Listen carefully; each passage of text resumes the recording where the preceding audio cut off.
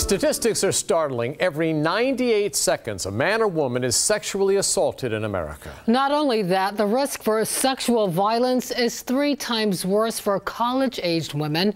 With the Me Too movement growing, President Donald Trump proclaimed April Sexual Assault Awareness and Prevention Month. Local organizations that work with survivors are hoping to get everyone involved in the conversation. 13 News Now reporter Chinu Her has the story, all new tonight. It's certainly something people can recover from. Her days are spent helping others. It's definitely a traumatic ordeal. Who are faced with tough times. I think it's something lately that's been in the news quite a lot. Kristen Pine is the Chief Program Officer at the YWCA Southampton Roads. And she helps provide resources for survivors of sexual assault. So we have counseling services and victim advocacy services. We have a 24-hour hotline. Last year, they served thousands of people. Through the sexual violence hotline alone, the YWCA helped hundreds, men and women. Talking about sexual assault isn't easy for everyone, so here at the YWCA, they're hoping to take advantage of this month and really push awareness, and it helps that the president has their back. April marks Sexual Assault Awareness and Prevention Month, and it got a push from President Donald Trump. In a proclamation, the president says, "We must continue our work to eliminate sexual assault from our society and promote safe relationships, homes, and communities." Together, during Sexual Assault Awareness Month, we recommit ourselves to doing our part to help stop sexual violence. Certainly, anybody who brings awareness to it is great, but at that level, it's really sending the message that as a nation, this is a problem and that we want it to stop. The president's proclamation did draw some criticism because at least 19 women have come forward with allegations about sexual interactions, both consensual and non-consensual, with President Trump. But with the platform in D.C., advocates hope this can push the conversation forward. And Pine hopes this month all will be encouraged to seek help and help others. And we want victims to know they don't have to do it alone. In Norfolk, Chinu Her, 13 News Now. We are in the middle of another weather roller coaster tonight.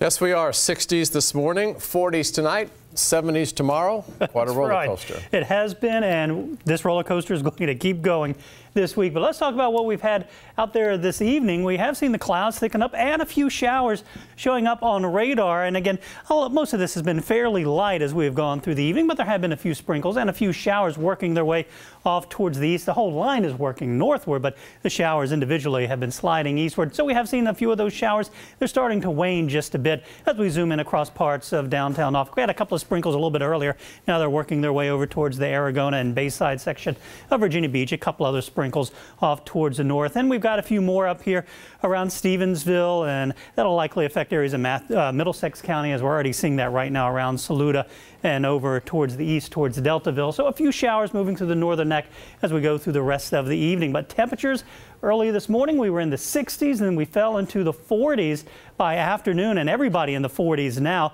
from Williamsburg down towards Currituck and up towards the eastern shore. And temperatures will pretty much hold steady for the rest of the evening, and we'll start tomorrow with readings in the 40s. And as we go through the day, as the front that came through earlier today lifts back northward as a warm front, we'll see those temperatures start to climb up into the low 70s and just a slight chance of an isolated shower.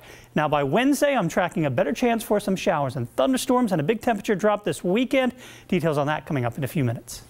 All right, new at 11, prom season is approaching, and that means high school girls are looking for the perfect dress. But when you add up all the accessories, this can get quite expensive. So an event in Hampton is making sure every girl, no matter her financial situation, has a great prom experience. 13 News Now reporter Robert Boyd has that story.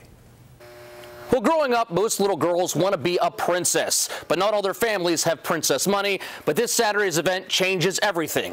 Every girl will be the belle of the ball. Malia Collins is blown away by all the different dresses hanging up inside the Family Life Center at Warwick Assembly of God in Hampton.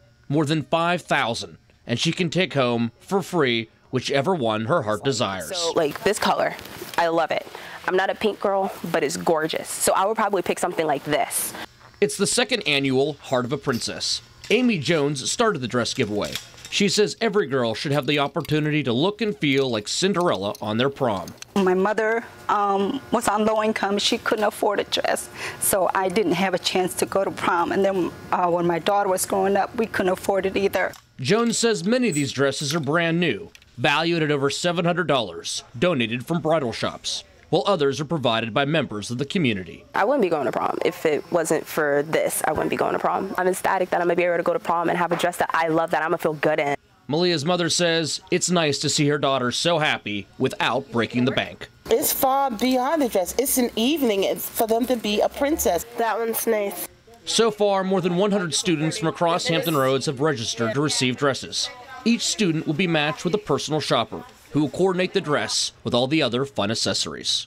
You can pick your jewelry, a ring, a dress, and shoes. I think that's like awesome for free. And the dresses are not just limited for prom.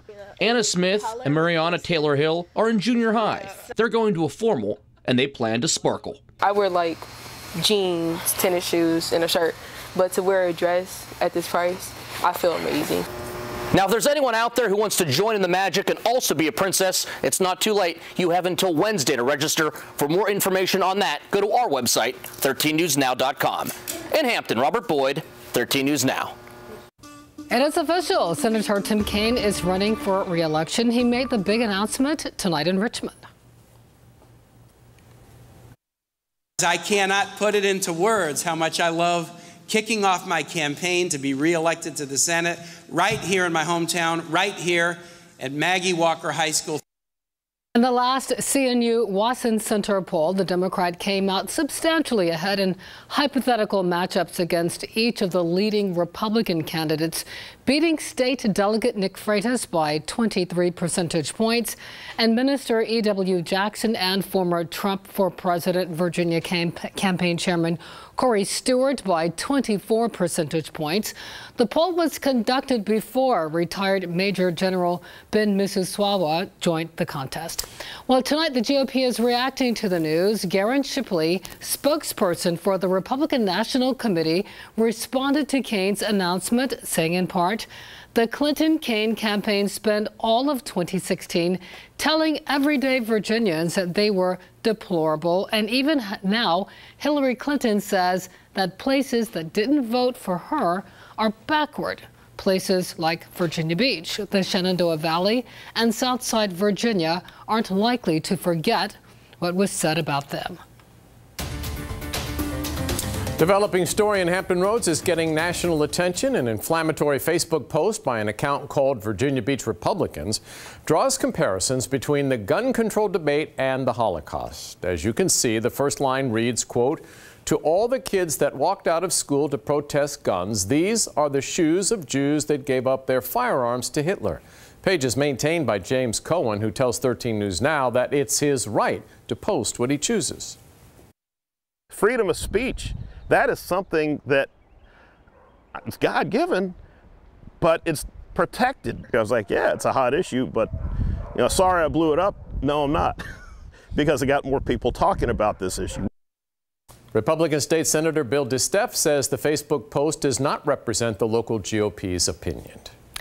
Tonight, the Norfolk Four will get a big payout by the state. Governor Ralph Northam signed legislation to provide nearly $3.5 million to the sailors.